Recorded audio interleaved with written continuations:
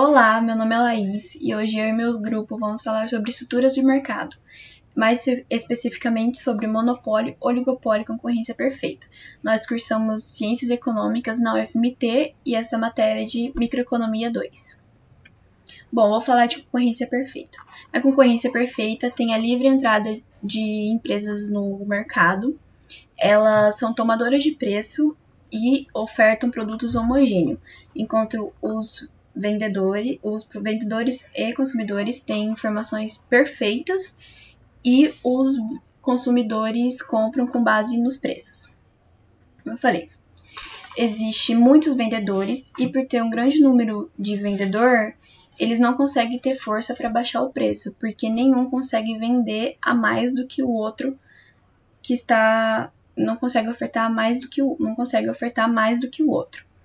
E nenhum vendedor consegue dominar o mercado porque ele não consegue produzir mais, porque o custo de se produzir mais é muito grande e seria ineficiente.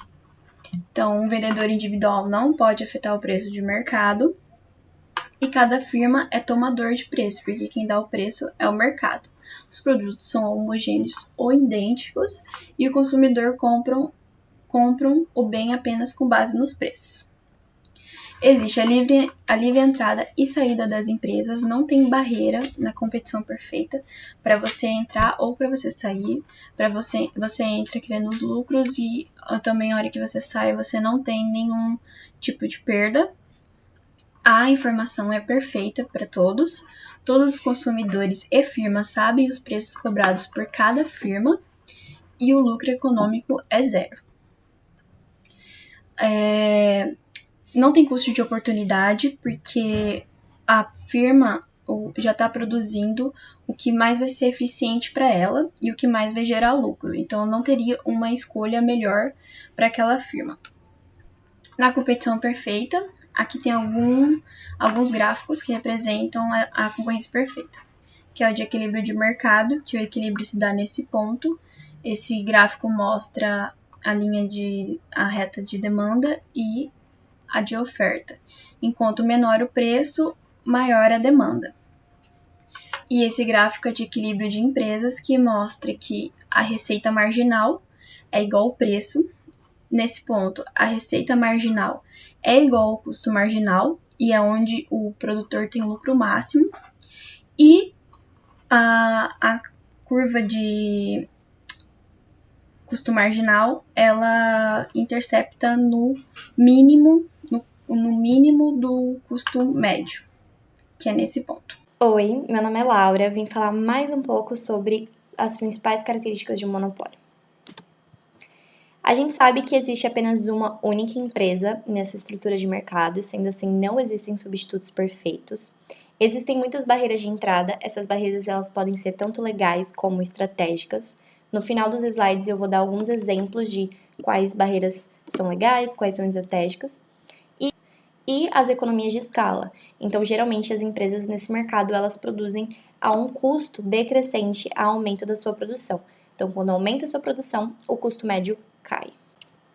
A respeito da precificação, nós temos que os preços sempre estão relacionados com a quantidade de produto ofertado no mercado.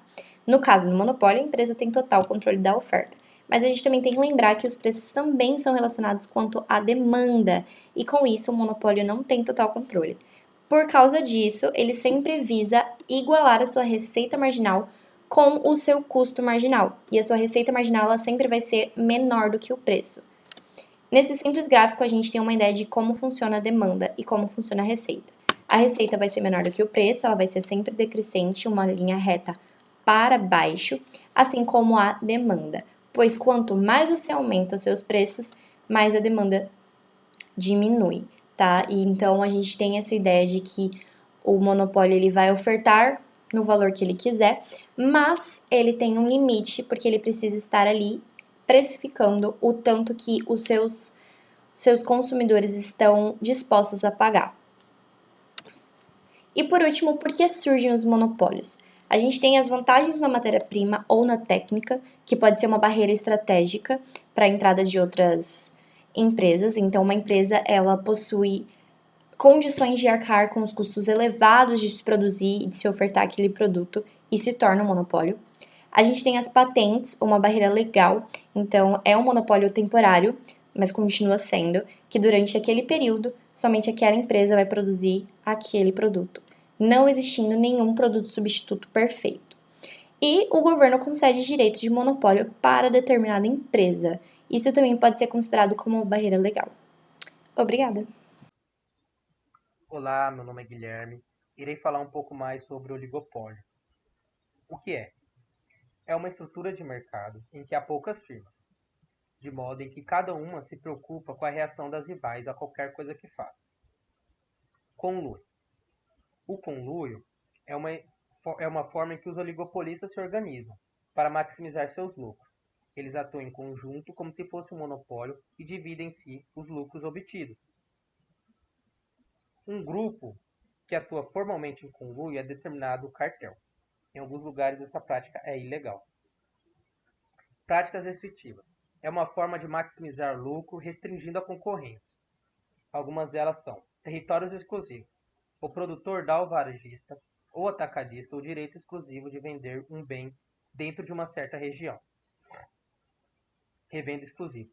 O produtor insiste em que cada firma que revende o seu produto se comprometa a não vender dos rivais. Venda casada. Um cliente só pode comprar um produto ao determinado preço ou desconto se levar outro junto, tornando assim um pacote. Administração do preço de revenda. É o famoso preço de tabela. Barreiras à entrada.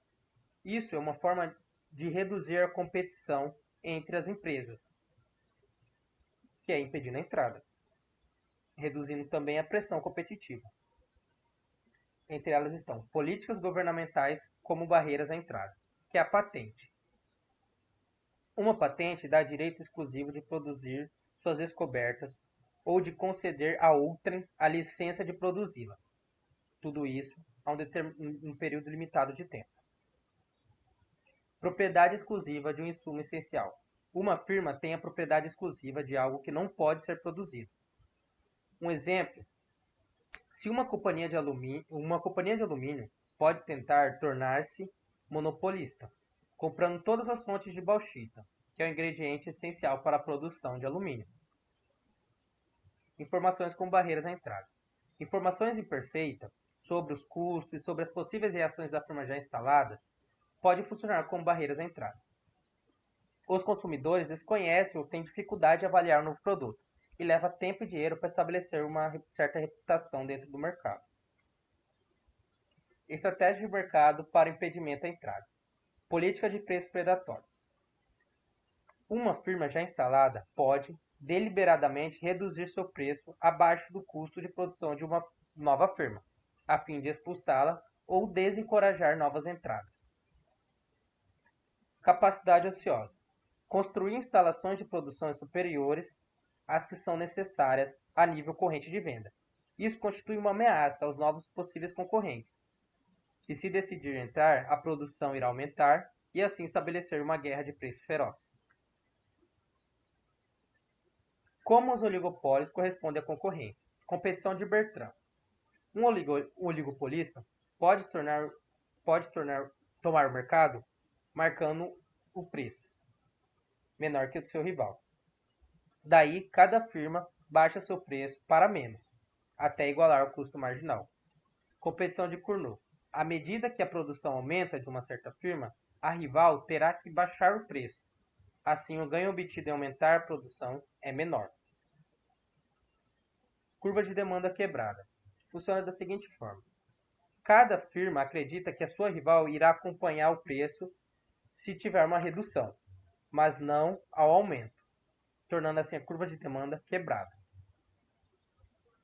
Aqui eu tenho uma tabela do comparativo de todos os mercados que estudamos agora. E assim finaliza a aula.